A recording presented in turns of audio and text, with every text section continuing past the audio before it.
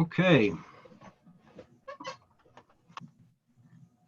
Thank you for attending the 2020 Sunstone Digital Symposium, session 351, titled How Faith and Rationality Are Incompatible.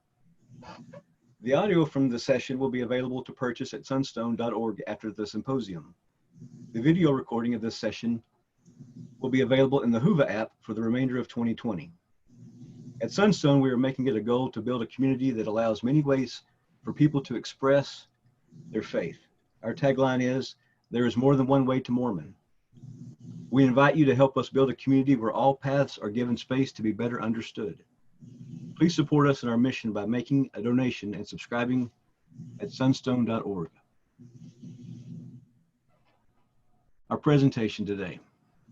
Of course, all are free to believe whatever they want, as long as they're not harming others. But not every belief is rational. In this presentation, Spencer Wright will demonstrate the ways in which faith-based beliefs are incompatible with rationality. Recognition of this incompatibility can be both a cause for grief and a cause for gratitude. We'll look at it from both angles. Spencer Wright has a master's degree and is attending law school. He is also the author of 3 books, one of which discusses this topic. I'll now turn the floor over to Spencer. Hey everybody, welcome. I'm Spencer Wright. So what I'm going to do is take about, this is a 90-minute window for the presentation, but I'm going to take about 60 to 65 minutes to do the presentation so that there will be plenty of time for questions afterwards. I'm assuming that there's probably at least a person or two in the audience who's totally happy to hear that the faith and rationality are incompatible, and probably at least a person or two that thinks that that's awful that I'm even saying something like this. So, so I want to make sure that we have plenty of time so we can get your questions answered at the end. Okay, so I just want to start out first of all, because this is kind of a prickly subject. I just want to start out by saying that I only care about beliefs when they spill out into the real world and when they cause harm for others. Beliefs that don't cause harm for others has nothing to do with me. It doesn't matter to me whatsoever what you believe, and for that matter, whatever you believe is not really my business anyway. I only care about beliefs that cause harm to others.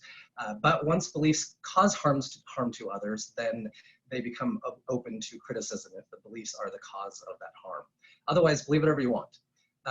The people that I have met to attend Sunstone are some of the kinds of people who their beliefs lead them to do good for others. And so I'm guessing that probably most of the people, if not all of the people watching this presentation, that portion of this does not apply to you. I just see really fantastic people who are trying to do good in the world, trying to help others, and their beliefs, even if their beliefs are not rational, are still actually helpful and to others. And so this presentation is not to disparage your beliefs, to say you shouldn't believe them just because they're rational.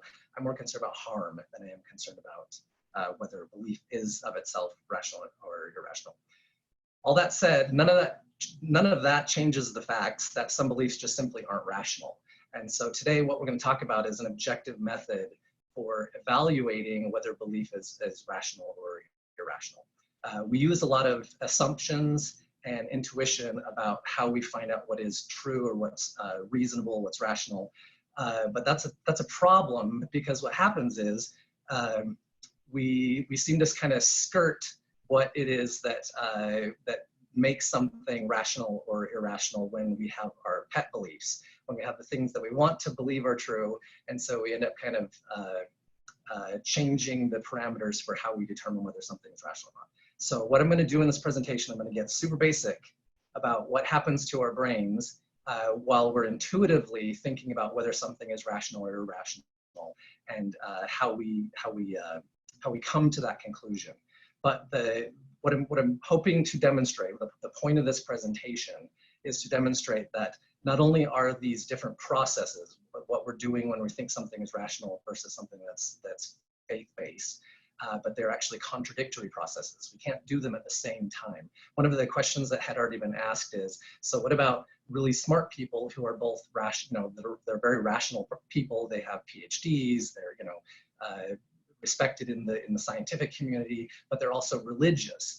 And so My point is not to say that someone who is very highly intelligent, highly rational, can't also be religious. What I'm saying is the mental processes that allow you to think rationally and the mental processes that allow you to think faith-based can't happen at the same moment in time in the same brain. Okay, let's begin. So we're going to start with a little magic. This is sort of little to break the ice, but also that we're going to actually discuss this a little bit later in the presentation. Okay, so here comes the magic trick. Are you ready?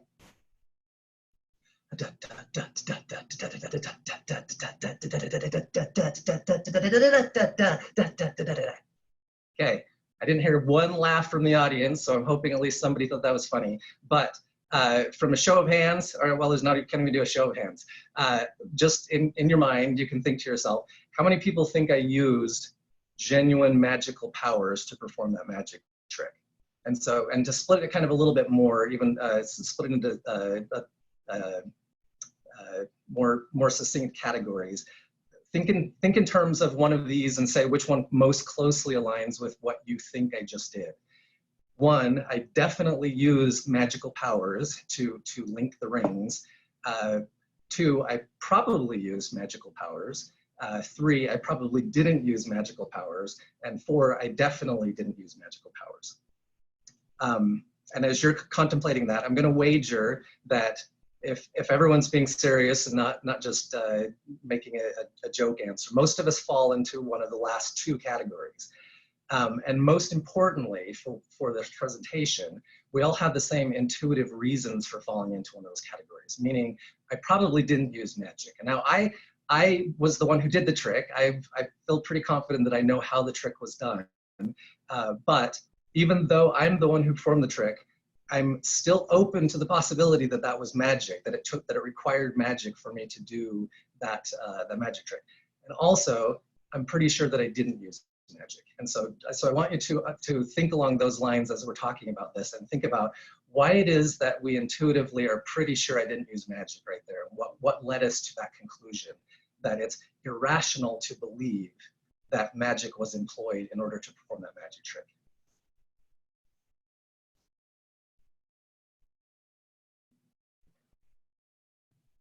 So again, just want to do another disclaimer that believe whatever you want. Beliefs can have values independent of rationality. If you have a belief that you determine is actually an irrational belief and you want us to believe it, as long as you're not hurting anybody else, that's not my business. Beliefs can give you lots of other value besides, for one, they can make you feel good, or they can get you through a tough time, or whatever the case may be. That's all just fine. And I can still love people and we can still be friends, even if somebody has a belief that is an irrational belief.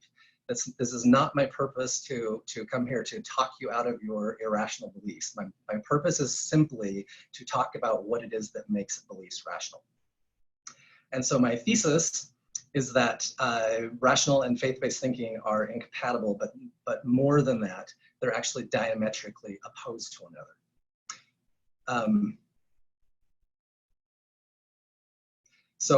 And also something that when I've discussed this with people, it kind of gets a little prickly, that I use the example of leprechauns frequently. And I just want to make sure that it's understood that I'm only using leprechauns because I believe most of us intuitively see the beliefs in leprechauns as irrational. And I want to uncover the objective basis for the intuitive feeling so that we can apply it to other beliefs. And it's also important to note that even though I'm using the idea of leprechauns as a foil here, I'm actually open to the existence of leprechauns. I don't automatically start from the assumption that leprechauns don't exist. And I can also tell you objectively what would cause me to believe in leprechauns. And the same can be said. What I'm going to lay out here as far as the objective basis that I'm using to evaluate claims, I would use that same evaluation for any belief, and any belief, not just leprechauns. And also, it's important to note, I don't believe in leprechauns. So even being open to the possibility and having a criteria by which I can determine whether, evaluate claims of leprechauns, I still don't believe in leprechauns. Okay. So this would have been more fun probably in a group setting where I could actually hear what you're saying and doing what you're saying. But just in your mind, I want you to think about how you define the term rational. The problem that I run into almost exclusively, there've probably been a few exceptions, but the problem that I've run into almost exclusively is that when I ask somebody to define the word rational, they give me answers, but those answers themselves are not necessarily objective. There have been a few exceptions, but for the most part, I hear answers such as reasonable, logical, sensible, and these all sound like, you know, good answers to tell us how rationality is defined. In fact, if we look at the dictionary, we might see that it's based on or in accordance with reason or logic or any of those synonyms that we use, such as reasoned, sensible, coherent, those types of things. The problem with using a synonym to define the word rational is that if we were to say rational is reasonable, then I would still have to ask, well, then how do you define reasonable? And so reasonable might be defined back again by rational or by any of those other synonyms. The problem is that when we're doing that, we're creating basically a circular definition for the word rational. And so we're not really pinning it down to something objective. But the problem, of course, is when we have a pet belief that we want to claim is rational, then we end up saying, well, yeah, sure, it's reasonable. Well, how do you define that? How do you evaluate that it's reasonable? Well, because it's rational. And so by the time we've gone through the entire process, we haven't actually pinned it down what causes a belief to be either rational or reasonable. And then we're essentially left with the inability to actually declare or decide or evaluate whether a belief is rational or irrational. There are people like Alistair McGrath, who is both a scientist and a Christian apologist, and he's asked this question frequently. And of course, his answer it's contrary to my answer. But notice the way in which he answers this question.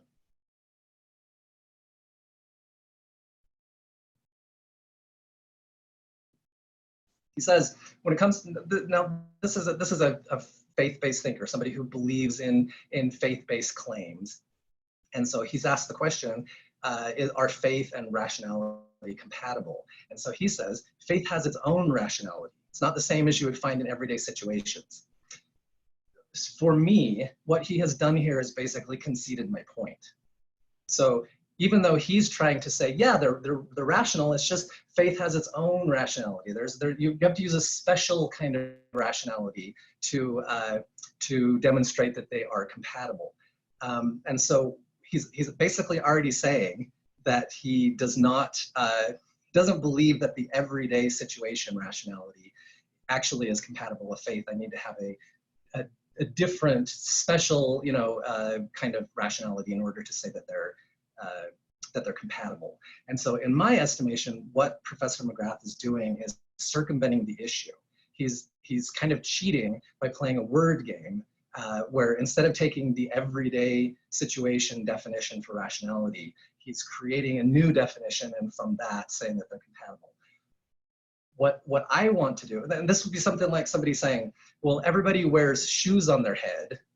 It's just a different kind of shoe than you'd find in everyday situations. And so we could say, well, yeah, people wear a hat on their head, right? So yes, we could call that a shoe, but that doesn't really answer the question whether or not people actually wear shoes on their head. If we're kind of cheating by playing word games, that's not really solving the problem. And so this is an important question. It's a question that people ask in the ivory towers of academia to discuss whether faith and rationality are compatible. But we just need to make sure that we're honest about the answers that we're giving, that we're using the terms as they are normally used in everyday situations, and then answering the question. Okay, so the problem with doing either of those things, when we're talking about kind of playing a word game where we're shifting around the meaning of the word, or if we're using a synonym, is that these definitions are not objective. So I'm going to, oh, so are we still displaying? Then just disappeared. I can see me, but I can't see the.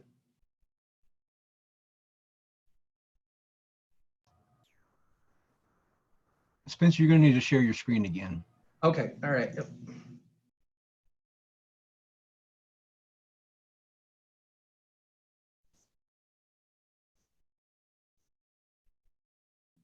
Okay, are we back?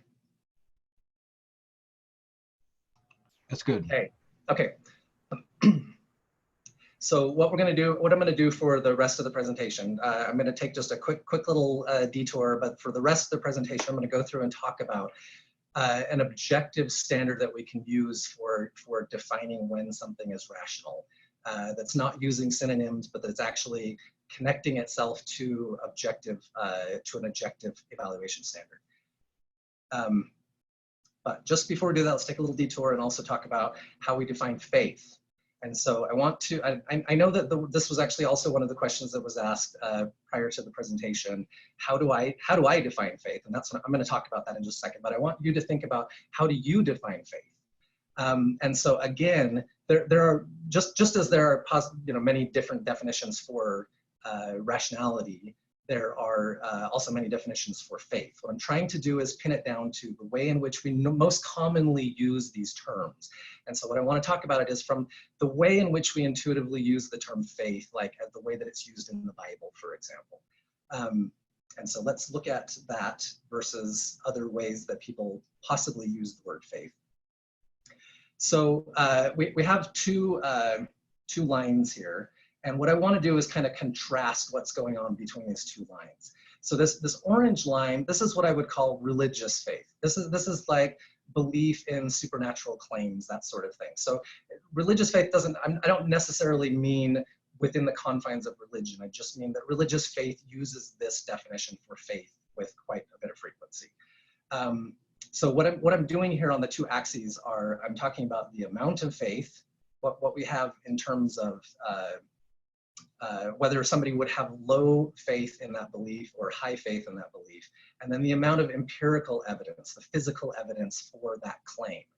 And so if I'm claiming that there is a dinosaur outside, so that doesn't necessarily mean that it's within the confines of a religious belief system, just something that is out of the ordinary or whatever, or I could say there's a dog outside, right? But the point is, if I were saying there's a dinosaur outside, well, the amount of evidence that I have for that claim is actually very low. And so if somebody has a great deal of confidence in that belief, then that's where they would land on this diagram. Now, the reason why I kind of contrast these two definitions is because I hear religious people very frequently say to atheists, they'll say, well, you also have faith. You also believe, you require faith for your beliefs too. Even scientific claims require faith as well. And so I just wanted to contrast and show what that actually looks like and why that's such a distinctly different claim than believing a claim with a lack of evidence or even contrary to the evidence. So if someone who is saying that the scientist has a belief, what we would say is, when there is a low amount of evidence, there's also a low amount of faith. And then when there's a high amount of evidence, there's a high amount of faith. And so we could use the term faith to describe this blue line, but really we have to capture the reality that these two definitions for faith are actually exactly opposite when we're using a contrast of empirical evidence. When we're saying with the amount of empirical evidence, your likelihood to believe or have trust or have confidence in the belief is actually exactly opposite. Oh, and another point I just wanted to point out is that also on the religious faith line, like in Alma 32 is a good example of why the orange line ends up over here. That Alma 32 says that once your faith has been sustained by evidence, or whatever the case is, then your faith is dormant. So you don't need faith anymore once you have the evidence. And that's the reason why the orange line is actually falling in an exact opposite direction. Also, I just want to point out one other thing about the idea of faith, is that for this presentation, I'm talking about a literal belief in a claim, as opposed to some other type of definition, some other type of thought about the idea of faith. So for example, I'm actually a big fan of Shinto. I love Shinto. I think Shinto is a fantastic belief system, but I don't take the claims literally. And so Shinto to me provides like a moral system, an ethical system, but I don't take the stories of the gods of the kami literally. Morals and values are something that it's quite different from what I like. The moral of the story. What's the moral that I get out of the story of a scripture or something like that? That's very different than whether the story itself is true. So morals can be judged by their outcome, or on an empirical basis. When we say it's good to do unto others as they have done unto us, we can confirm that that's actually a true moral, a true principle based on the outcome that comes from that. But just because they are, the morals or the values can have an objective outcome, that doesn't then transfer back and say that the story itself is true. So behind me, you can see there's a mask. This is called a tengu. It's a kami, a yokai in Japanese mythology. There's a stories about tengu who teach martial arts to people, and those martial artists become great martial artists as a result of this. Well, I could say that I'm studying these books that are supposedly written by tengu, and I can become a better martial artist as a result of that. But that doesn't actually mean that they're improved because tengu are real. It means I improved because the principles that I'm learning are real. So again, when we're talking about faith, for the purpose of this presentation, I'm only just talking about claims about a literal belief in something that itself has, we either have no evidence to support it or even contradictory evidence to support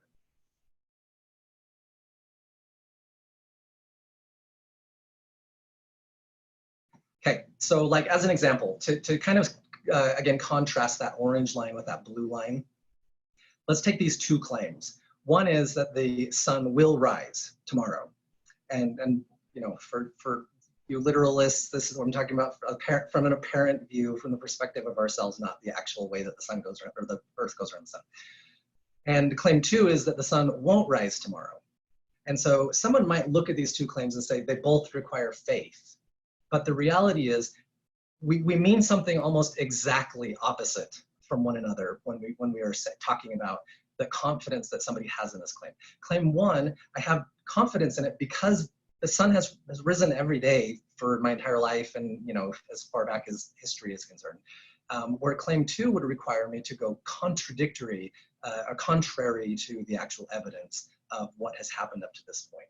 And so if I were to have claim in faith in claim one, if I were to have faith in claim one, that would be kind of like the blue line. I have a great deal of evidence supporting it, and so I have a great deal of confidence in it. Where claim two would require me to go against the evidence. And so, in order to have faith in that would require something wholly different than claim one. Okay, this is actually just kind of saying what I just barely said a second ago.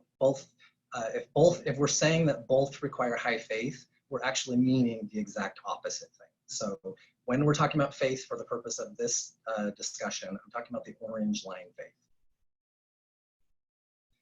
Okay, some people say that I'm just making up a new meaning here. I'm making up new meanings for faith. I'm making up new meanings for rationality. As far as faith is concerned, I think I'm pretty fair saying that this is the definition from faith, or definition of faith as understood in the Bible. I think that nearly any example you can find in the Bible where they're talking about faith, having faith as a virtue, they are talking about that orange line faith. They are not talking about the blue line faith. And so I think I'm pretty fair with that. For the definition that I'm going to give for rationality, it's actually maybe a slightly fair critique to say that I'm making up a new term for rationality, a new definition for rationality. But I will say that I believe that this is how we actually think intuitively when we think about rationality. And so is this actually the correct definition? I don't know, but I think it's pretty fair that I am using it in this way. And so if you want to come up with another definition, that's just fine. We can chat about that, and we can talk about what you think would be a better definition for rationality. But if you're going to do that, then we also need to make sure that your definition is objective, and also that it's it's too easy to cheat our intuition when we don't do that. So just make sure that you are at least understanding the way that I'm using the terms, and then we can talk about different terms later. Okay. Also, just to make sure, one other point, which is there's a couple of other little things here in terms of philosophy. I'm trying to avoid philosophy as much as possible as we're getting down deep into the stuff, but just to make sure that what we're really talking about here is epistemic rationality. We're talking about good reasons to have confidence in a claim. And then also, because this comes up, I know this doesn't seem like it's, excuse me, the most important point at this moment in time, but this kind of comes up very frequently when I'm discussing this with others, that rationality is not a question of ontology. So ontology is a branch of philosophy. There's a specific area of ontology, which is basically saying, what is the real of reality? What is the true truth of reality? And so what my point in saying this is to say, rationality does not guarantee that we have happened upon the truth. We don't know that just because, so I can objectively pin down what is the rational explanation for something, the rational explanation for a thing, but that doesn't guarantee that it's actually the real true answer. So that leaves us kind of with two sides of things, right? So there could be that something is rational and it's not true, or something is irrational and it is true. And so that's certainly a possibility. So we have to be open to that possibility, but just recognize that being objective about rationality doesn't guarantee the truth of the thing that we're talking about. Okay, another thing is just still kind of slightly dabbling into philosophy, is that what I'm proposing here is not naturalism. Naturalism is the argument that only that which is empirical is true. And I am not making that argument. And I know that I'm going to say a few things that makes it sound like I'm making that argument, but I am definitely not making that argument. I'm also not even presuming a foundational standard. I'm not starting with axiomatic truths about reality and then building off of those. I'm actually starting with none of those things. And so as we're going through, I just want to keep pointing out, this is not naturalism, this is not foundationalist standard of what we're going to talk about.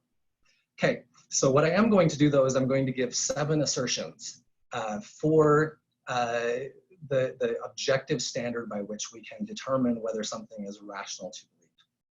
Then there'll be an 8th assertion at the end, but it's basically just kind of summing up everything. Okay, the first assertion is rationality starts with measurement.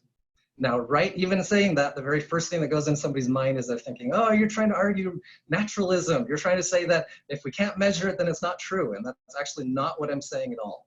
All I am saying by this is we have no other starting point. There's actually no other way to declare anything objectively one way or the other if we don't start with measurement. Measurement is just the starting point. It's not, even just because you measure something, that doesn't automatically mean that what you're measuring is real. And just because you can't measure something doesn't automatically mean that it's not real. All I'm saying is something is being measured, and that measured thing demands an explanation. That's all we're saying by we're saying rationality starts with measurement.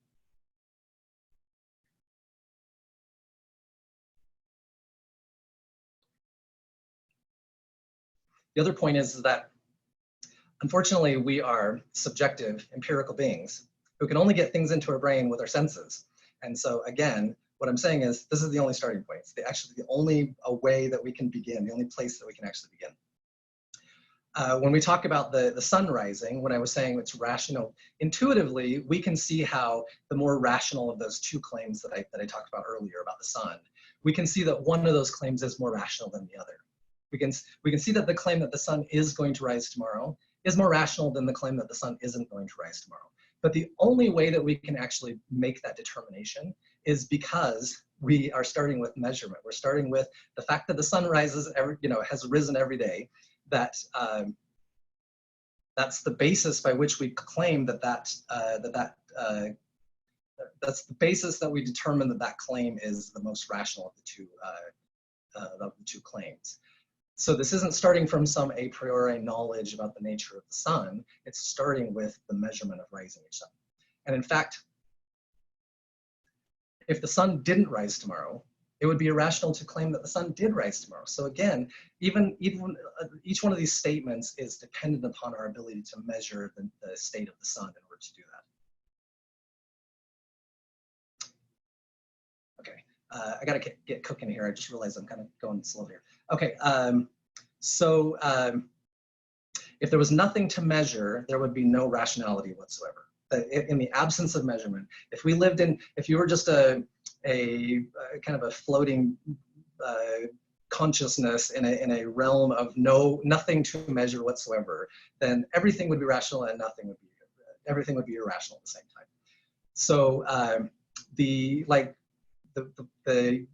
every claim that we make about reality has some basis in rationality. When I say the hypothesis of gravity is based on an attraction of an object's center of mass to another object's center of mass, each one of those elements of that claim has some sort of basis in measurement. So when I talk about attraction, when I'm talking about two objects being attracted to each other, I can't describe that without having some form of measured effect, something that's being measured. When I'm saying these two objects, I'm talking about two objects that are measurable. When I talk about a center of mass or even the concept of other, the fact that these are two separate atomic objects, every one of those elements requires some basis in measurement. However, even when we're talking about religious theories, they still have some basis in measurement. Otherwise, there's nothing rational to pin even the idea that the religious claim could be rational. It still has to be pinned in some sort of measurement. When I say, where do we go when we die? What does it mean to die? What is a we? What is go? When we're talking about life on other planets, what is a life? What are planets? What does it mean to be an other? These things require that to even have a coherency to the question itself, we need to have something based in measurement. Some people will say, well, what about deductive logic? Deductive logic doesn't require measurement. That's just pure logic. And so just to point out, I agree that logic, what my point here is that logic and rationality are not actually synonyms. They're not actually the same thing. So deductive logic does not depend on measurement, but deductive soundness, whether we can say that this syllogism is sound, actually does depend on measurement. I'll give you the example here. So syllogism 1 is kind of the most famous syllogism. It's how we teach what a syllogism is. So we say Socrates is a man, all men are mortal, therefore Socrates is mortal. It follows perfect syllogistic logic. A, therefore B, B, therefore C, A, therefore C. That's exactly right. But when we look at syllogism 2, we see Socrates is a man, all men are cats, therefore Socrates is a cat. Now you notice the logic was actually just as valid in the second syllogism as it was in the first syllogism. But this is also crazy. Socrates is not a cat. So there's no way that this works when we're talking about the soundness of deductive logic.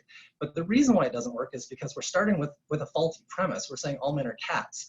Now, if it were true that all men are cats, then this would actually be a sound syllogism. Socrates is a man, all men are cats, Socrates is a cat. That would make it sound. But we say that this premise is not true, but the only reason why we can say that is because of measurement, because we measure that all men are not cats. And so that's why this syllogism, while logically valid, is not actually sound, because it still depends upon measurement.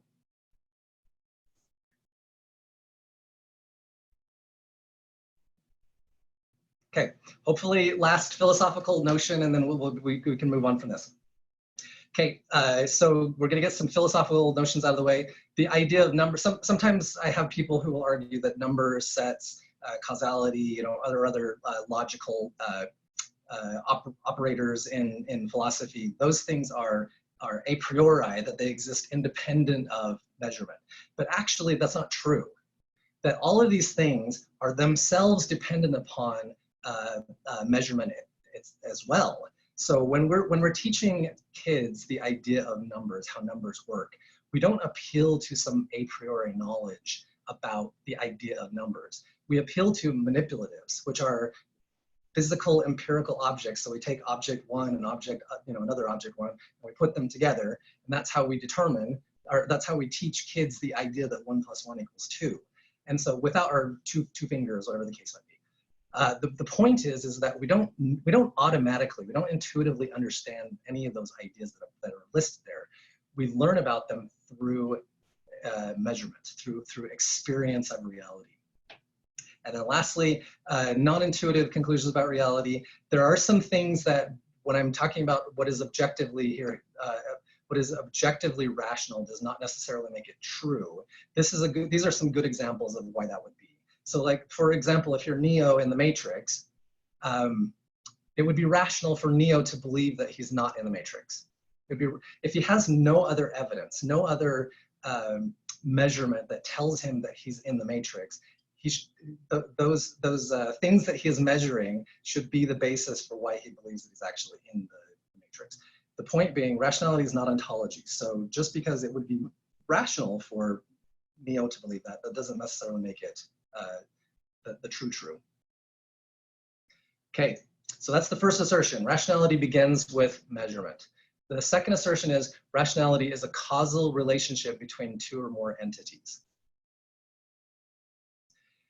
So essentially what we're doing is, when we're talking about what are we doing when we do rationality? Rationality is essentially a conditional statement. It's a cause and effect relationship.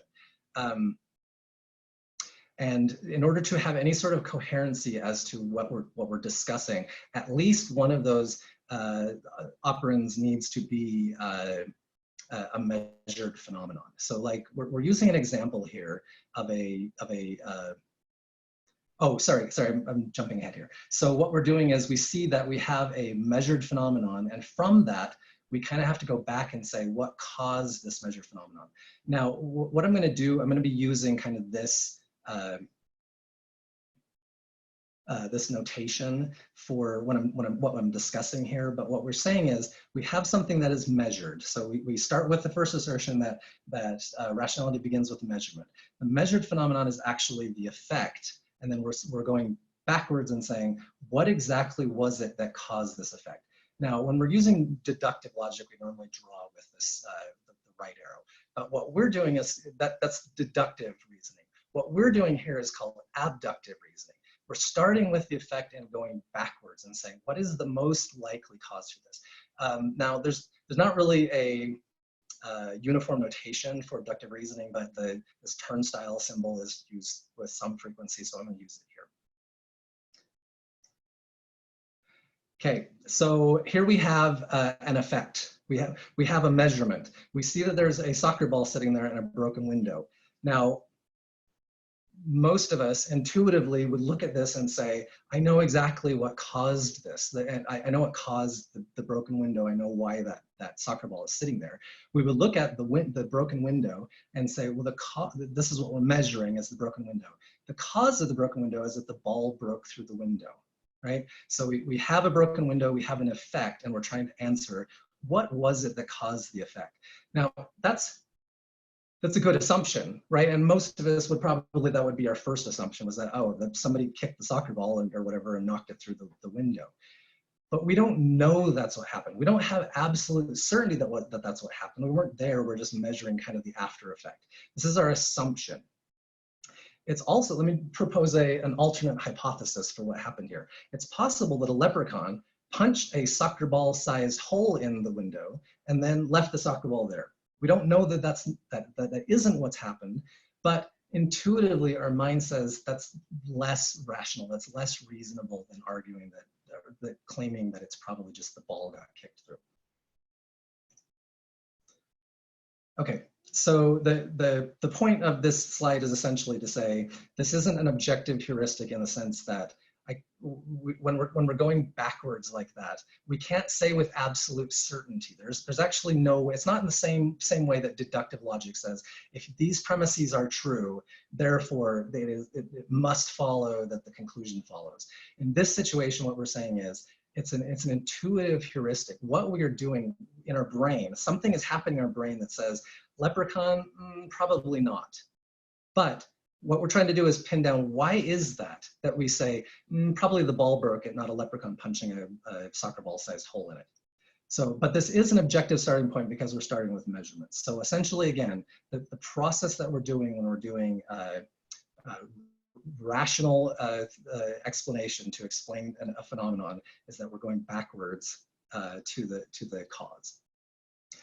Now, it is also possible to use rationality to go forward as well, that we can say, can I rationally conclude what will happen based on these events or these ingredients, you know, what's going to happen with this.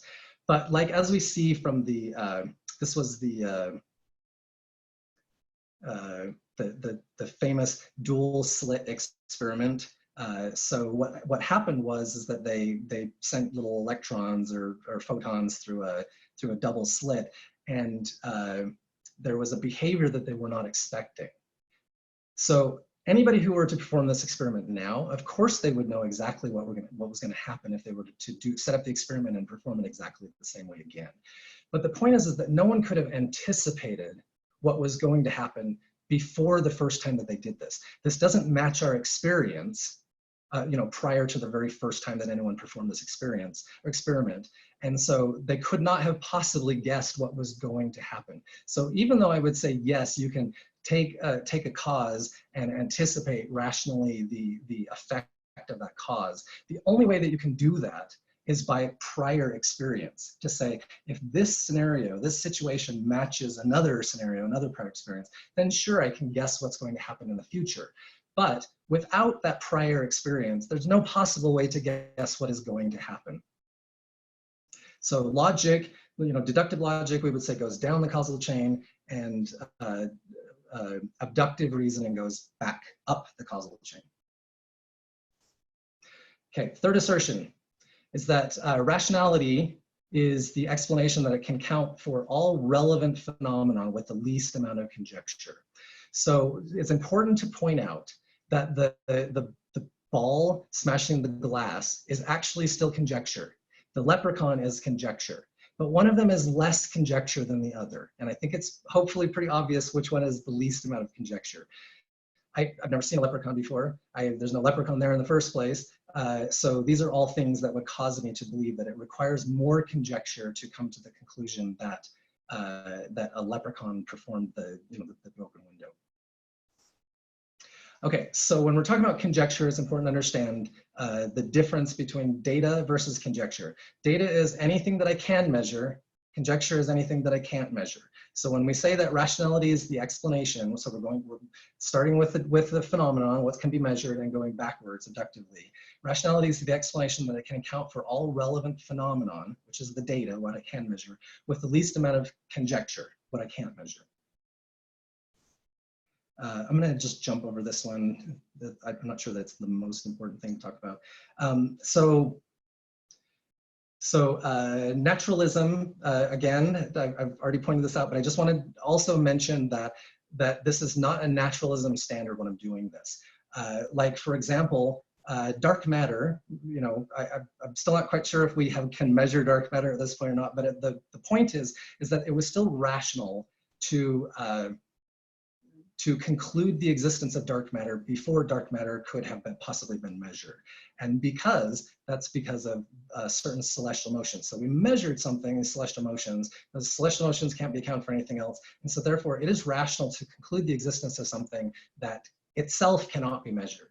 And so I'm not ruling out the idea that I have a feeling and therefore God created that feeling or whatever the case is. This is not arguing that just because something can't be measured, that it is irrational to conclude that was the thing that caused it.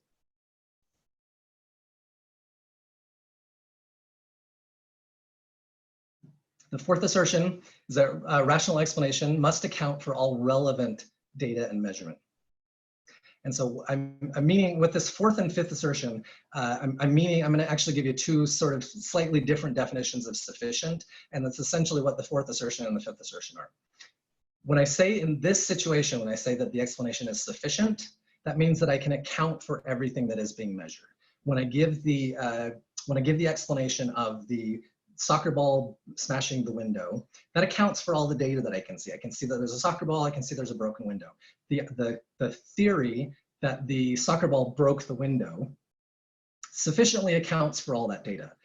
But it's important to know also that the leprechaun explanation also accounts for all the available data. There's a ball, there's a window. But my theory was that the leprechaun smashed the window and then set the ball there. That does actually account for it in this idea, this meaning of sufficient, that it sufficiently accounts for everything that we can measure. Okay, this is just kind of a quick side note. I just wanted to also point out that data is a moving target, and so therefore rationality is a moving target too. If there was some other data, some other measurement that I was taking as part of this kind of crime scene of the broken window or whatever, then that may completely change what is the most rational explanation for what happened here. And so some people kind of get the idea that, well, then deductive logic is better. Well, the deductive logic is still, as I pointed out earlier, still rests on defeasible premises that it's still based on what is measurable. Okay, fifth assertion, this is the other half of the equation of sufficient. So the fifth assertion is that rationality can only include necessary conjecture. Okay, so again, now we're seeing kind of an objective way to split out the two definitions, or the two explanations for the broken window and the soccer ball. The first explanation, that the soccer ball broke the window, that is sufficient in that it accounts for all the data. The leprechaun is also sufficient in that it also accounts for all the data. But when we're looking at the fifth assertion, that it only includes necessary conjecture, now all of a sudden we can see a difference between these two explanations for the broken window. That the leprechaun is actually, there's nothing measured that requires the existence of a leprechaun in order to explain the data, in order to explain what we can see. And so what I mean by sufficient, when I say sufficient, I'm saying that the explanation needs to be enough, account for all the data, and then not too much, not including unnecessary conjecture. And then again, just to point out that every theory includes some conjecture. So like I get up in the morning and I go and grab some milk out of the fridge. It's possible that I can explain that milk being there, being that I went to the store and I bought that milk and there it is, right?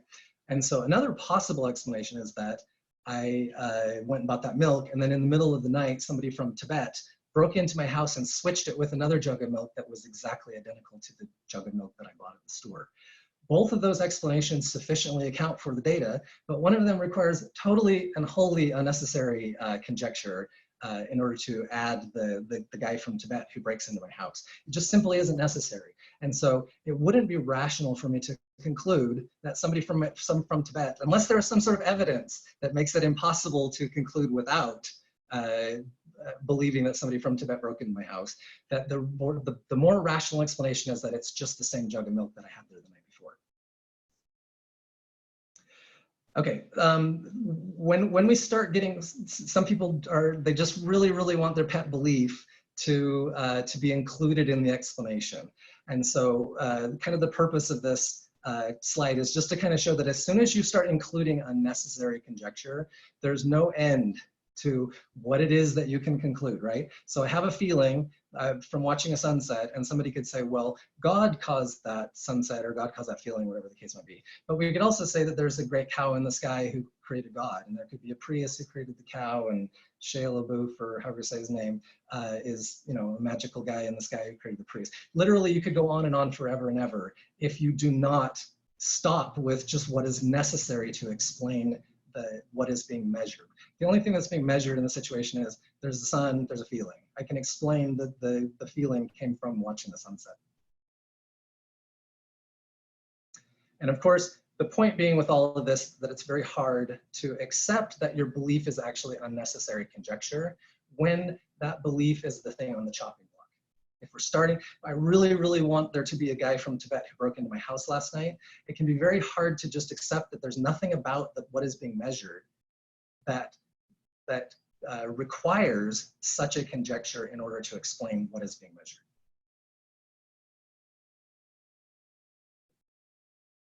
Kind of the way that we sort of protect that belief is by, or at least one of the ways that we use to protect that belief is by gravitating to something like you can't prove it's not true, which is actually burden shifting. So if you're the one claiming that there was a leprechaun who broke the window, or you're the one claiming that there was a guy from Tibet who broke into your house to switch the milk out.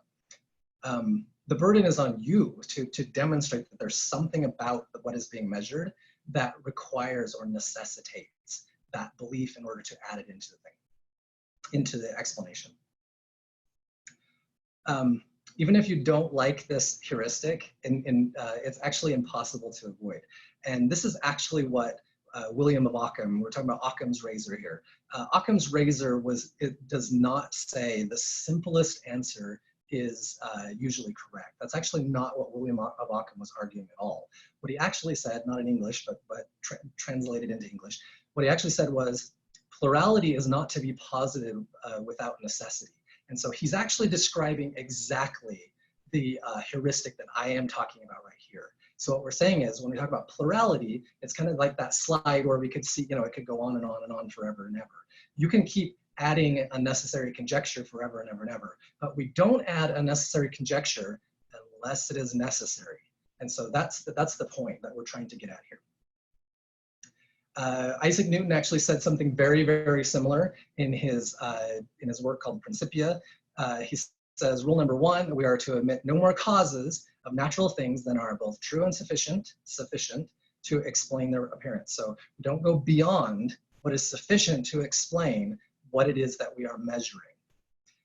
The word true, it's a little bit problematic because, like I said, with the idea of ontology, I can't guarantee that it's true.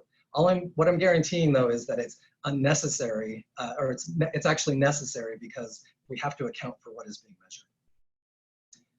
And in fact, Albert Einstein also said something very, very similar when he said, it can scarcely be denied that the supreme goal of all theory, so in other words, explanation, the goal of explaining things is to make the irreducible basic elements as simple and few as possible. And again, I kind of bristle at the word simple, but when he's saying as few as possible, he's saying don't include unnecessary conjecture without having to surrender the adequate representation of a single datum of experience. So he's basically giving us the two sides of the term that I use, sufficient. Don't include unnecessary conjecture, make sure that it accounts for everything. Okay, the 6th assertion is the phenomena of measured data get preeminence in explaining the measured data. Now, this again, people kind of freak out because they're saying, well, it sounds like you're talking about naturalism or something, that you're saying if it's measured, it gets the preeminence. But all I'm arguing here is that if we were to look at these two possible explanations, I measure something that looks like a cow in both of these explanations. All I'm saying here is that the explanation of cow should get preeminence over the explanation of leprechaun. So what I mean is, if I see something that looks like a cow, I should assume that that's a cow, unless there's something else that is measured that gives me a good reason to believe that that's actually not a cow. But without a measurement of a leprechaun, I shouldn't start with the explanation that that was a leprechaun instead of a cow. Some people might look at this then and say, well, this idea of cow, therefore cow, is circular. But really, what I'm really saying is, I have a measurement. I'm taking a measurement, and that measurement is a thing that looks like a cow. And so, barring any other evidence or any other data that might cause me to think otherwise, I should start with the explanation that requires the least amount of conjecture. So this is the most basic conjecture that you can make, is that the thing that you're measuring is that thing. Okay. And then some people might flip it on the other side and say, well, is that even conjecture? Are we even conjecturing when I say I'm looking at something that looks like a cow and so therefore a cow? There is a thing called the Gettier problem. And so just so that you know, this is actually a reality that this is actually conjecture to say cow, therefore cow. Okay, the 7th assertion, rationality is determined by comparison to other theories.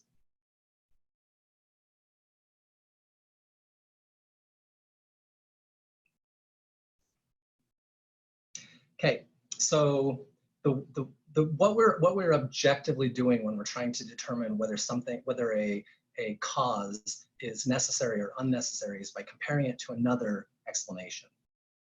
So just as I've been doing here with the different comparisons of different things, in order to say that this explanation is irrational, that this cause is unnecessary, is I've come up with another explanation that actually I can explain all the data with less conjecture than this explanation. And so in order for it to be objective, in order to say that we're measuring, what we're doing is we're comparing one explanation to another explanation. So again, the only theories that can be in the running are the ones that can account for all the data. That was the fourth assertion. That was the first definition of sufficient, that it can account for all of the data. And then only the one with the least conjecture gets the crown of being what is rational. And so the question then comes in, if we're assuming two or more theories, how do we choose between those two or more theories? Okay, so if we have competing theories, let's just say that we have 3 competing theories for a specific measured phenomenon. In one situation, we have just this cause A, whatever A is. In this other explanation, we have a cause A plus cause B. And then another one, we have a just totally different cause, something altogether. And so first I'm going to look at kind of a comparison between this explanation where it's cause A plus cause B versus just cause A. But the point is, in all of these, we're assuming that these explanations are sufficient to explain the measured phenomenon. So A is sufficient, A plus B is sufficient, Z is sufficient. And it's also important to remember, again, rationality is not ontology. Every one of these theories can be wrong. I'm just saying these are the theories that I have available to me that can account for the measured phenomenon. So let's look at what I call comparing as overlapping conjecture sets. So what I'm saying is it's a comparison between this A plus B versus A. So like what we would say when we go back to the magic trick where I say theory 1 is that I opened my fingers and then I closed them back again. And that's how I performed that magic trick. Theory 2 is that, so that would be A, that would be the A. Theory 2 would be, sure, you opened your fingers, but you were only able to open your fingers because of leprechaun magic. And so that would be the B. And so what we're saying here is that it's possible both of those theories can sufficiently account for the data. The fingers open and close back up again, that explains what was measured, what we saw. So some examples of this are that when we say, I can see how you could have done the trick by opening your fingers on your own, but maybe leprechaun magic caused you to open your fingers. This is kind of the feel of how somebody's comparing these two theories. I can see how the universe could have happened without a God, but maybe God helped everything along. I can see how Joseph Smith could have produced the Book of Abraham without supernatural aid, but maybe God helped him come up with ideas that he could have just come up with by himself. I can see how a car can move without an invisible car-pushing monster, but it's possible that an invisible car-pushing monster helps the engine. So when we have conjecture sets like this, overlapping conjecture sets like this, the way that we do this is by shaving away the unnecessary cause. So if we were to say, here is the outcome, here's what is measured, and we can see that, and this is actually just simple math essentially. This is just substitution math where we just say, if I know that A plus B equals C, and I know that A equals C, I also know that I can essentially just shave away the B in order to understand the C. So when we're talking about what is the most likely explanation, what is the most rational explanation for this, fingers plus leprechaun gives me the trick. Fingers by themselves gives me the trick. Leprechauns is an unnecessary part, an unnecessary cause in explaining how I did the magic trick. Okay, what about conjecture sets that don't overlap? So I have an explanation A, and then I also have an explanation Z. We're not talking about explanations that overlap. We're just talking about two possible explanations that really they don't have anything to do with one another. They're not related to one another.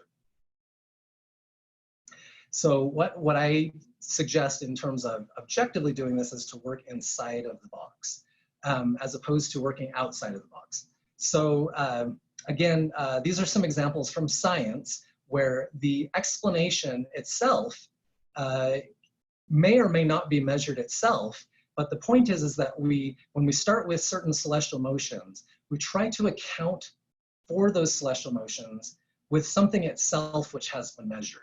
And then when we cannot do that, then we jump outside of the box. We first start by working inside the box. What can we measure that could have caused this? and then work up when we can't, we get to the point where we can't explain the celestial motions with what has been measured, then it's okay to step outside of the box and suppose the idea or the existence of dark matter. We also, and this is another scientific thing, we see certain stellar radiation dimming around certain stars, and so it would kind of became big news that it's possible that we've discovered this thing called Dyson spheres, which is the hypothesis of an advanced alien civilization that has created some sort of tool to extract all of the energy from their local star.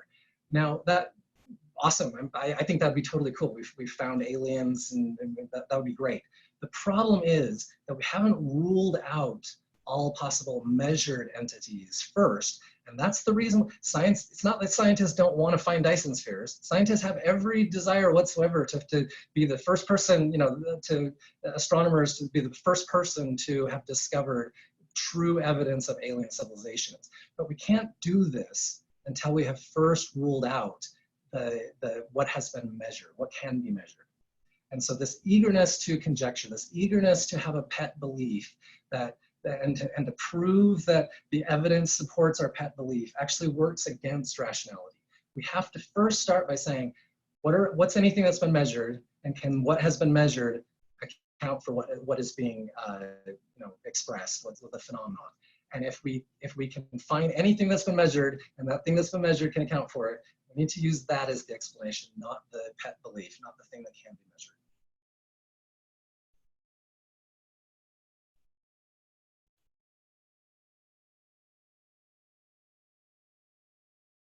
So again, this would be like our A versus Z theory. In theory 1, I opened my fingers. In theory 2, I didn't open my fingers, but somehow leprechaun magic caused my fingers to go together. So again, my seventh assertion is that I need to work inside of the box. I need to start by saying, but open fingers can account for it. Whether or not that's actually what happened, the rational explanation is that I open my fingers, because I already have evidence that fingers can open. And so that should be the explanation. And that's actually why our brains naturally gravitate to that explanation versus leprechauns. So just a couple of other examples. We have see crop circles. One possible explanation is aliens. Another possible explanation is some kid went out there and did this. So again, between these two explanations, some kid is working inside the box. That's working with explanations that themselves are measured. They're, even though I didn't see a kid doing that, I know that kids are capable of doing this. I know that humans could, in theory, do this. And so until I have ruled out some kid or some other measured explanation for things, I shouldn't jump to the alien explanation for crop circles. Okay, so there's one other thing, and this kind of goes back to, this is actually another thing that Isaac Newton had said when in his Principia. This is actually rule number 2. We didn't cover this, but this is rule number 2. There's a possibility that I see an apple falling, and now in this situation, what I'm saying is that over here in this area, I see an apple falling, and then over in another area, I see another apple falling. Now it's possible that I could say, well, sure, that apple falling over there was because of gravity, and then this apple falling over here was because of a tricksy demon. So what Newton was arguing was, he said, if I can't tell the difference between this phenomenon and this phenomenon, I should assume that they have the same cause. So if I see an apple falling over here, now it could be gravity, they could both be gravity, or they could both be a tricksy demon, and we can come up with reasons why gravity is the more logical, more rational explanation for the apples falling. But if I see a phenomenon and there's nothing measurable to distinguish between this apple falling and that apple falling, I should just assume that they both have the same cause. And there are reasons. We're kind of running short on time, so I'm not going to talk about this. But there are reasons why we would pick gravity over tricksy demon. And then also, there's one other possible thing, one other kind of rule that we should employ as we're doing this, is that even if I can't fully explain the mechanics of that thing that has been measured, I should still go with the thing that has been measured, not the thing that hasn't been measured. So when I say, yeah, but fingers open and close because of brains. Well, how do you know the leprechaun didn't make your brain? Or how do you know that it was the leprechaun doing it instead of your brain? Well, I don't understand exactly how nobody understands exactly down to the minute detail exactly how brains work, what exactly brains are doing. But the point, and it could be that leprechauns are causing brains to do this, but the point is that where there's still potential within the measured entity to explain this, then we should just go with potential of measured entity, not start employing unnecessary entities when this could potentially cover it. Okay, I'm kind of almost out of time, so I wanted to tell this story, but I may not have quite as much time. But the point of this, this is a really fun friendship that formed that actually turned into kind of they kind of became enemies a little bit later in life. But Houdini was very much about debunking spiritualist movements. He would actually go into spiritual seances and whatnot and show them how the trick was actually being done. Sir Arthur Conan Doyle was a very intelligent man. This is the guy who wrote Sherlock Holmes, but he believed very strongly in the spiritualist movement.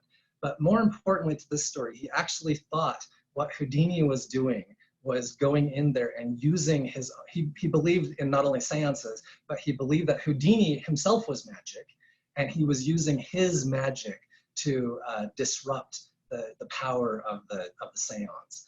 And so essentially what we have here is we've got one guy who's basically going in and saying, here is the most rational explanation. This answer can, or this explanation can much more easily account for what we're seeing in the seance than what the seance person is arguing. Where Doyle is essentially saying, I'm conjecturing that the seance powers are real. And then in order to explain why it was so easily debunked, I'm going to add even more conjecture to my explanation to say, well, there was magic and then magic on top of magic to explain why it doesn't look like it's magic. And so we can see that it's objectively, we can take this and say, whatever Houdini is doing here, where he's actually going through and showing, these are the little tricks. I'm a magician. I know how tricks work. I know that, fingers open and whatnot. That I don't need the magical explanation in order to explain what it is that's being measured. Okay, eighth assertion is essentially just kind of a wrap up of everything that we've talked about at this point. So rationality is incompatible with confidence and faith-based claims. So again, just want to make sure that we point out the idea that we are saying that when I'm saying rationality and faith are incompatible, I'm using very specific objective definitions for what I mean when I'm talking about rationality versus what I'm talking about with faith. With faith, I'm talking about that orange line. It's belief despite the evidence or even against, contrary to the evidence. Rationality is epistemic rationality. These are the good reasons, these are the assertions that I've given for why it is that we should believe one explanation versus another explanation.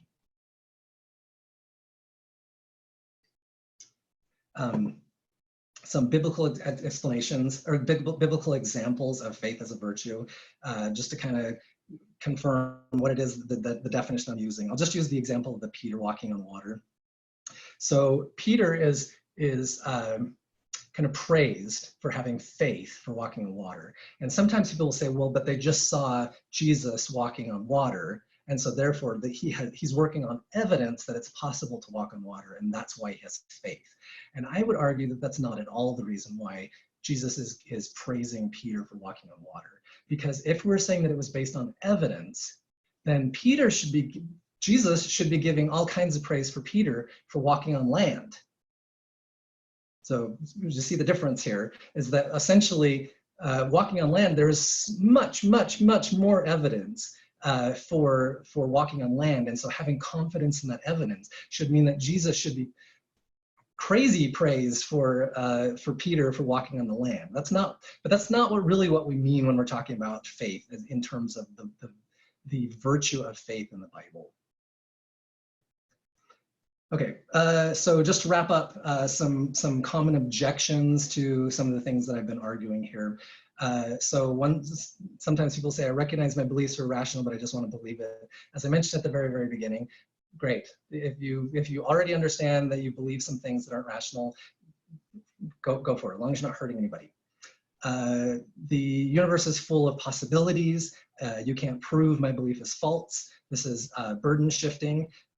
That's great. There might possibly be leprechauns. There might possibly be a guy from Tibet who switched out your milk last night. That the burden is not on me to disprove those things. The burden is on the person who is claiming that those things are true. Lots of people, or really smart people, believe this. This kind of goes back to the idea that, you know, somebody like Alistair McGrath believes that faith is compatible, whatever. Those are one of two fallacies, and could be both. The bandwagon fallacy is lots of people believe this, or appeal to authority is that smart people believe this. Still doesn't make it rational. That's just a fallacy.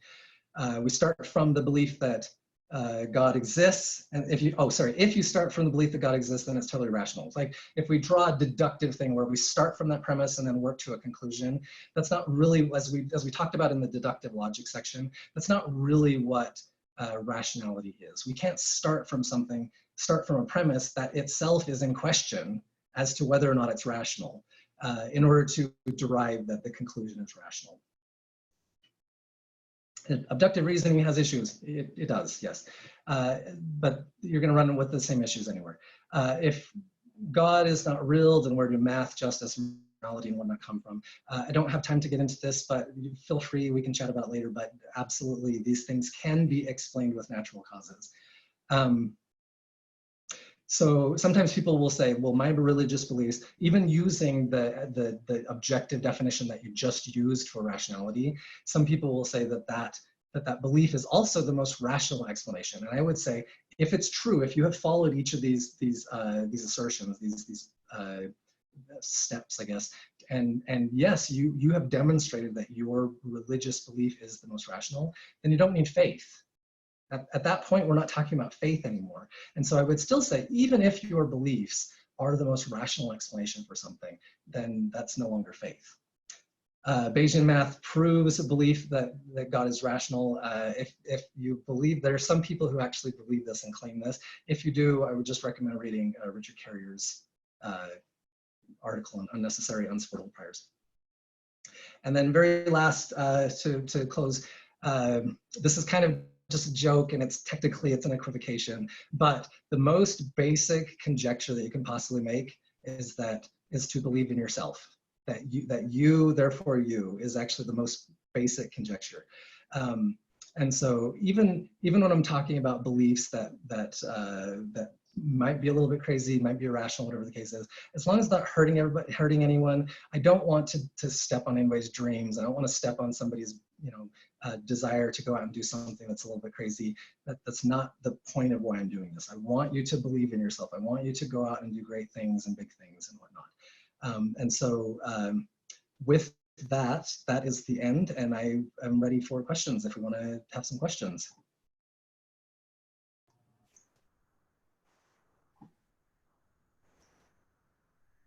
Okay, thank you, Spencer.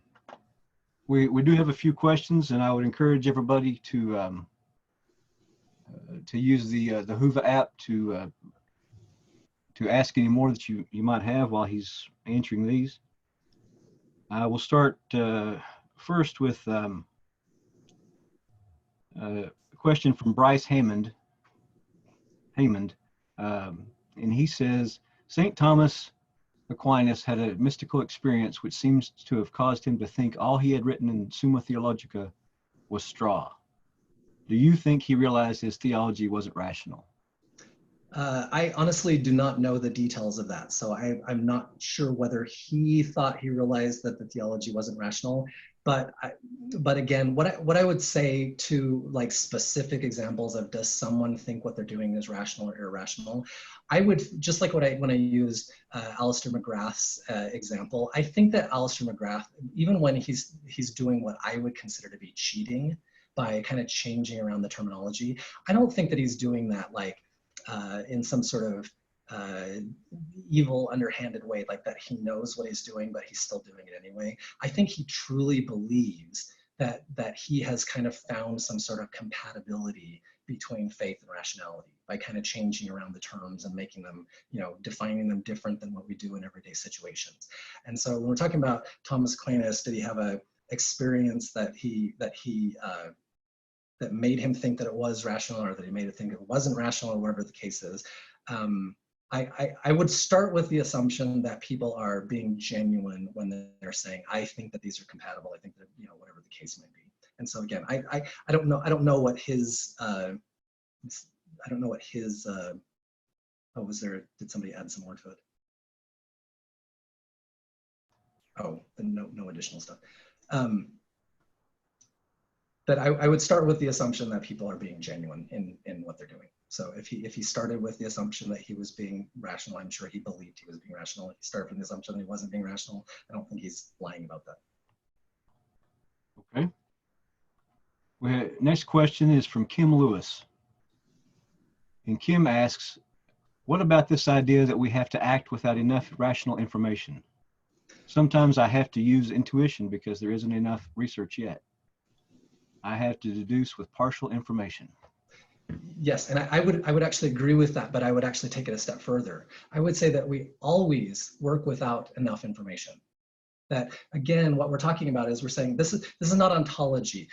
In fact, what I tell people frequently is I say, if I lived in ancient Greece and I had no concept of subatomic particles or no idea of like some other explanation for lightning, I think it would be rational to believe that Zeus was casting lightning. I haven't, so again, like I think it was the 7th assertion where I was talking about how rationality has to come by comparison to some other explanation. I have to have some better explanation that can account for the data than the explanation that I currently believe.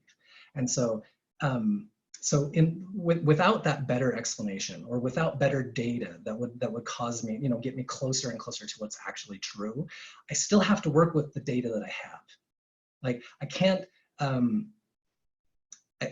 you know, maybe sometimes we can just say, who knows? I don't know the answer. I don't know what is actually true. I don't know what is actually right.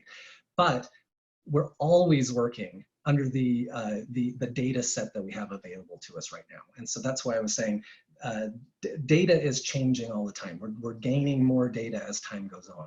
And so somebody who's back here who has this little amount of data versus somebody who has more data over here, I feel more empathy and more kind of give them a break when we're working with a smaller data set versus somebody over here who's working with a larger data set. And so, but even the person over here can, you know, with a smaller data set, when we have possible, you know, 2 or more possible explanations for what this data is, there is still one of those explanations, or usually is one of those explanations that is more rational than the other explanations.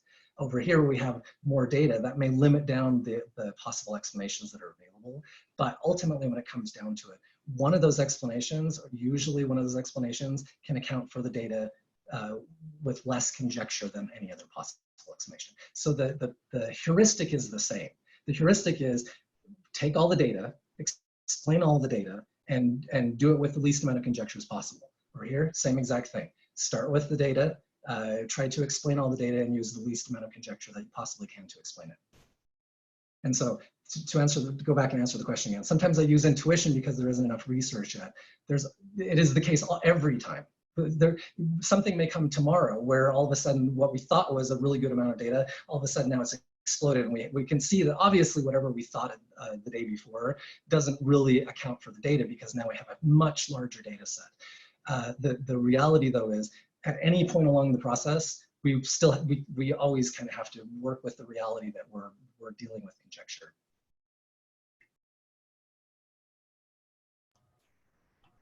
Okay, the next question is another one from Bryce. And the question is, do you think Isaac Newton's extensive engagement with alchemy was irrational? Why would such an irrational scientist be so involved? Yeah, okay, so Isaac Newton was kind of, sometimes they call Isaac Newton the last of the magicians. He was the first scientist and the last of the magicians. So in Isaac Newton's case, he had no other data to go off of in terms of what it was that he was studying. He was taking measurements to try to understand these phenomena. So when he's trying to transmute, you know, lead into gold or whatever the case is, he has no basis for knowing what the outcome. This kind of goes back to that double slit experiment. He has no idea what these experiments are going to, you know, what's going to happen as a result of these experiments. So for him, for Isaac Newton at his moment in time, with the amount of data that he has available, there's nothing irrational about what he's doing. He's starting with a hypothesis. He's got this amount of data that causes him to move forward and try things out and see what happens as a result of this. Nowadays, we have a lot more data that would probably say these things are probably not really worth the time that Isaac Newton spent on them. And so what I would say, just in the same way that I would say somebody who lives in ancient Greece, it wouldn't really be irrational for them to believe Zeus was causing the lightning. It wouldn't really be irrational for Isaac Newton to believe that he could transmute lead into gold. So why would a rational scientist be so involved? Because Isaac Newton lived in the 1700s, that's why. Okay, we have about 10 more minutes. We have a question from Laura. She says, is there any way to get someone who is typically a rational thinker to see the irrationality in the beliefs of the LDS faith, or do they just have to come to their own conclusions in their own timetable? So I have found that it kind of very much depends on the person.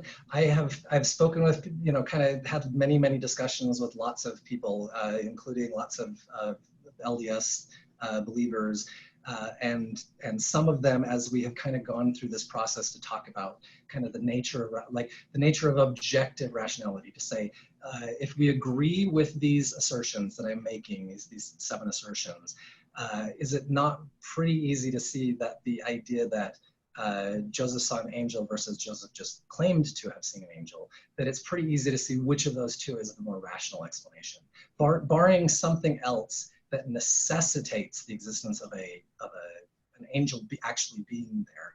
The more rational explanation is that he just said that there was an angel there. And so I've actually walked people through this process, and they kind of go, oh wow, yeah, I kind of see your point, and then pretty soon they don't believe anymore.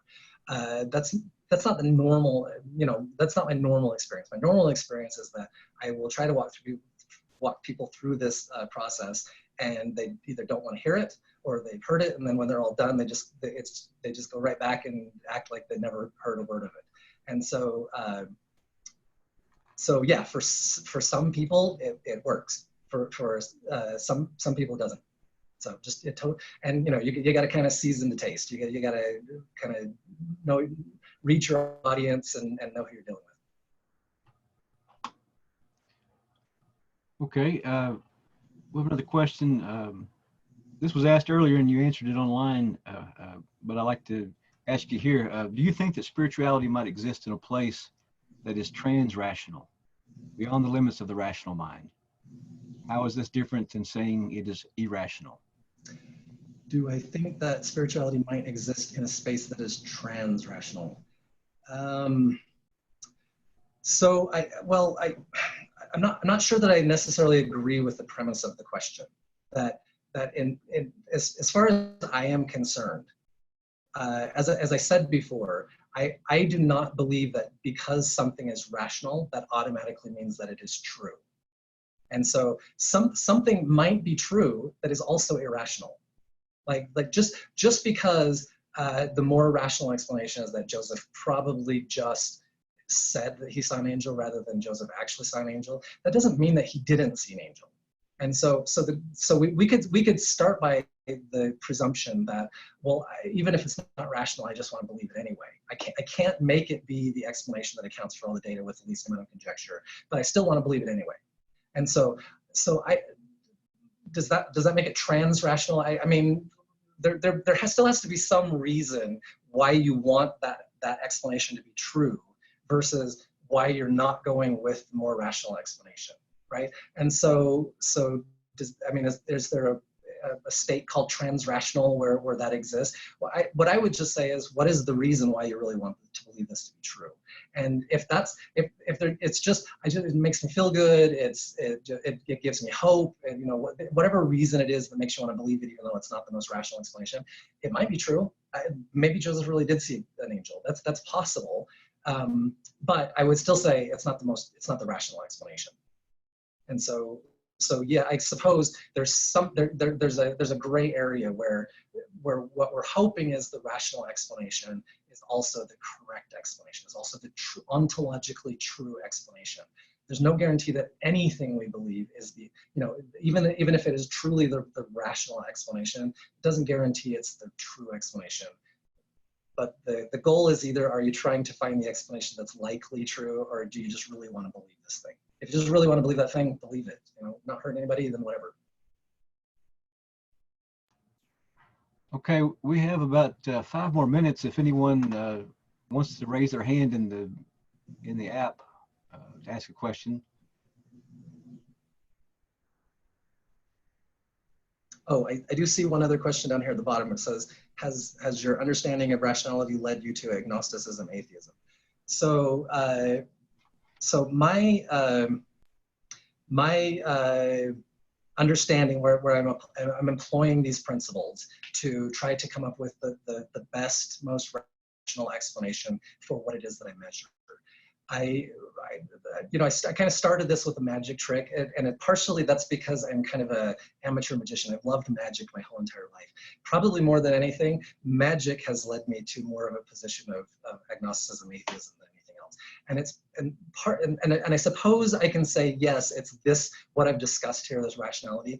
But the point is that when you watch like a David Copperfield and you kind of see him do this amazing trick where he walks through the Great Wall of China or he flies or something like that, and it looks amazing, and you don't have an alternate explanation for why he did those things.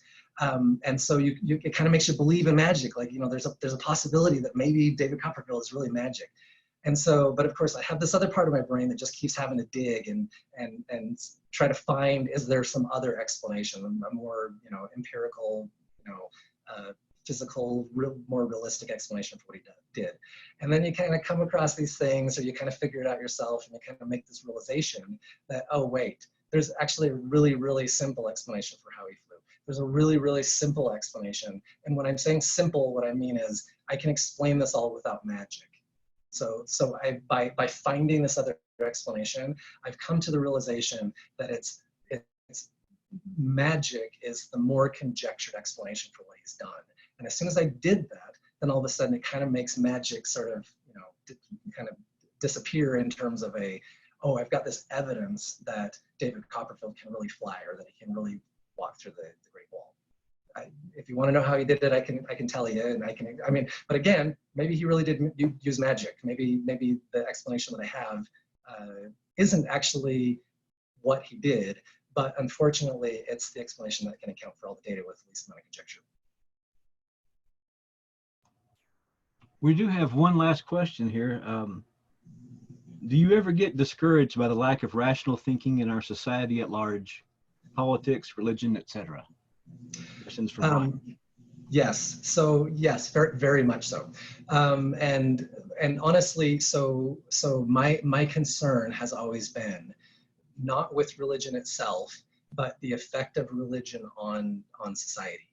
And I don't mean religion in like that you're going out and helping your fellow man and doing service projects. What I mean is the type of thinking that is necessary in order to believe that David Copperfield actually has magic, and then start applying that magical thinking into the voting booth. And that's always been my concern. And this is the whole reason why I want to teach people how to think rationally, so that not so that they can stop believing. If you want to believe in Joseph Smith, or you want to believe in your religious beliefs, whatever, as long as you're not hurting anybody else, that's just fine. But when you go and start doing Prop 8 stuff in California, or you start doing other things where you're going out of your way to hurt other people because you believe in your magical beliefs, then now it's a danger to other people. And so what I would really hope is people, like I said, I like Shinto and whatever. There's not a single thing about Shinto that I carry over into the voting booth in terms of irrational beliefs. Like, there are values. I have values, but even those values, I tie to something that's more of this world, as opposed to something that is, a magical commie sort of reason behind why I share a value or hold a value. So yeah, absolutely, yes. And that would be my hope, that if you can take away one thing away from this is, can we please just use rationality when we're talking about in the public sphere? Okay.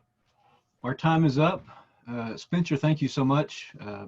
Very thought-provoking discussion, and gave us a lot to think about. And thank you and so I'm sure much, that, everybody. Yeah, everybody that came. Thank you so much. Appreciate it. yeah, and I'm sure that you would love to answer some more questions online if they have any later. Absolutely. Yep. I'll jump back in and answer any questions that I can. Okay. Well, it's been a pleasure. We'll close this one up and we'll see you in the next session, guys. Thank you, everybody.